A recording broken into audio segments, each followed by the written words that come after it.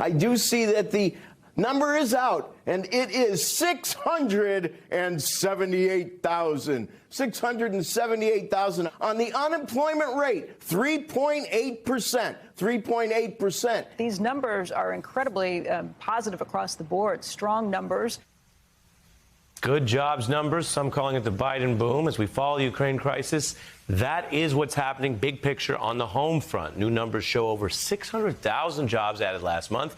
Unemployment dropping down to 3.8%. If you're thinking, I haven't heard it be that low in a while, well, you're right. It hasn't been that low since the pandemic began. 7.4 million jobs now created in Biden's first 13 months in office. It dwarfs Donald Trump, who came in different economic conditions, but produced far fewer jobs.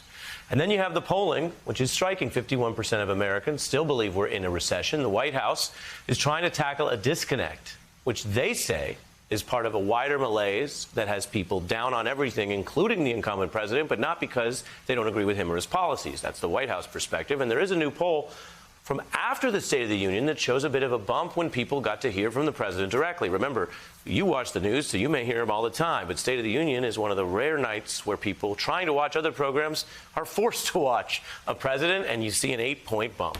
I am joined now by someone who has force-fed himself politics and presidential speeches for the better part of the last half-century. James Carville coined the phrase, "It's the economy, stupid." He also told us once, "It's the pandemic, stupid." A lot going on, but boy, is it nice to see you, sir. Well, it's good to see you. All right, we're in early springtime down here. You know, we have early springs and late falls. Hey, we'll take early spring. I just ran through both the numbers, what the White House calls a disconnect, and then something that happened, which is the president cleared out the other shows people were trying to watch. You know, it's a big deal when they get all the networks, not just the cable news, and you see a bump. What does that mean? Well, I think people were intensely following it because obviously the situation in Ukraine, and I think a lot of people want this president to succeed. He's gotten nothing but praise the way he's handled this. I've seen remarkably little criticism. I was just listening to General McCaffrey before this and other really knowledgeable people that you have. So, I mean, I think he was kind of almost experienced, and he was kind of born to be president at this moment. I certainly hope that's the case, and I think he's doing a good job so far. Yep. I really do. I'm very encouraged. Well, I'll tell you, James, that makes sense.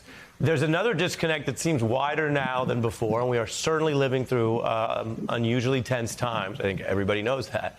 But look at this rather shocking disconnect. When you ask people how their life is going now, with what we've been through economically and pandemic-wise, really high number, 85% of people actually say they're satisfied with their own life.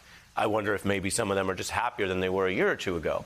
When they say, though, what about the direction of the U.S., it drops to a very paltry 17%. Why is that, James, and does that also saddle Biden? Well, you know, some of this is, you know, disordered. And, you know, the foreign policy stuff, gas prices, and as this recovery is impressive, you know, in 1994, the economy in the United States was actually getting pretty good. And if you recall, we got slaughtered. By 1996, we were running on the economy. And so if we just keep up these powerful numbers, it'll start affecting the way that people look at it. And you see a lot of upside because, well, I'm not that satisfied with the country, but I'm kind of happy where I am. And so that tells you that there's potential slack in this rope. And so far, we're seeing these job numbers, and we're seeing in the confidence that this president is displaying, and it's a real crisis. I mean, it's really bad stuff. I worked in the Ukraine. I've been there 4 or 5 times. It is encouraging, and I think those numbers have really potential for upside. I hope they do. Yeah, it's funny. It's funny you talk about that as a lagging indicator, and then people catch up to it because you say, if people say, oh, well, I'm happy where I live, but I'm not happy about the U.S., and then enough time goes by, and they say, well, I live in the U.S., and maybe there's that. It's a reminder when I was asking Neil deGrasse Tyson about space, and he said, Ari, we're in space right now. And so you're in the U.S. right now. If you like your life, if you think the jobs and numbers are going the right way for you and in your community, if you think things are reopening, maybe eventually Biden gets credit for that. I guess the political question becomes, do they need to, as you put it once, gloat more? Or now that we're in the wartime, it's just going to be steady and sober as she goes. Yeah, it's a little bit, when you're at war, it's a little bit different situation. I think I was talking to you back in December about this. This is a kind of different world we're in now. And right now, people are focused on that, but people do read these numbers and they feel them. It's not one thing that the Labor Department says they have really low unemployment. People feel really low unemployment. It's not that the Labor Department says there's a lot of jobs being created out there. People actually feel it. And that's one thing that we got to understand. And the longer it goes on, the more people are going to feel it. At least I hope so. Yeah.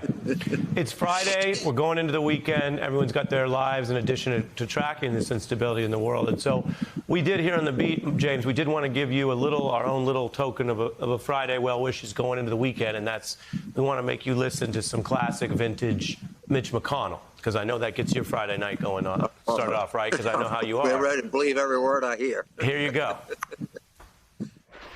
If Republicans take back control of Congress after the midterms, what would be your agenda? That is a very good question. And I'll let you know when we take it back. And let me tell you what would not be a part of our agenda. We will not have as part of our agenda a bill that raises taxes on half of the American people. The tension there between something he very publicly said. I mean, sometimes he says what he's doing, which is he's not committing to anything. Just give him the keys, and he'll tell you where he's driving later. Then a different Republican in leadership put out this plan, which basically would actually raise taxes on a lot of people. And he's now trying to say, no, when I said no agenda, I meant no agenda, but definitely not what they're doing. What do you think of this GOP infighting on that? First of all, let's explain what this is. Rick Scott, who is a very powerful Republican, he's not some squad gadfly on social media. All right, he was 2 times the governor, I think, of the 3rd most popular state in the country. More importantly, he runs the National Republican Senatorial Committee. All right, he is going to be distributing hundreds of millions of dollars to Republicans around the country. And this is my message, Republican. You take the cash, you bring out the trash. That's what he's for. Okay? That and Marco Rubio, how much money is the National Senate Republican Committee going to donate to you? In North Carolina, in Pennsylvania, in Ohio, in Wisconsin, all in Nevada, in Arizona, in New Hampshire, all over this country, they're going to be supplicants at Rick Scott's feet, getting campaign money. And by the way, today, Rick Scott said most all Republicans agree with him.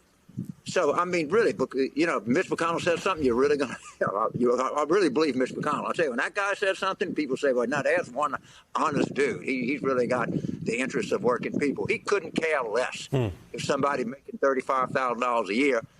And by the way, people that make $35,000 a year may not pay income tax. They pay property tax. They pay sales tax. They pay Medicare tax. They pay Social Security tax. They pay beer tax. And they pay gas regressive tax. sales tax. Okay? Hits them hard. That's a great.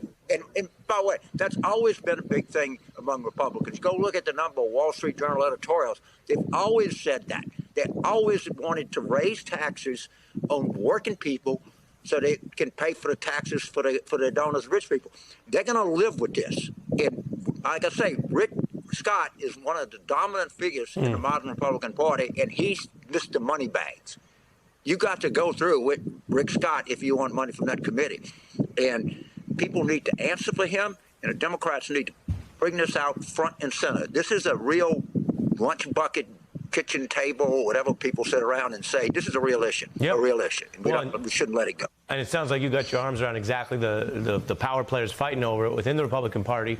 I will tell you in closing, sir, that they always said the answer's blowing in the wind. And we're glad we got you mic'd up because we could hear the wind, but we could hear your answers throughout. So we appreciate you. I thought I'd give y'all a little different shot today. We lose a little bit in the audio. Hey, we could all use that, and we're happy you're outside on a Friday. James, good to see you as always. Have a good weekend, all right? You bet. Yes, sir. You too. As good a weekend as we can.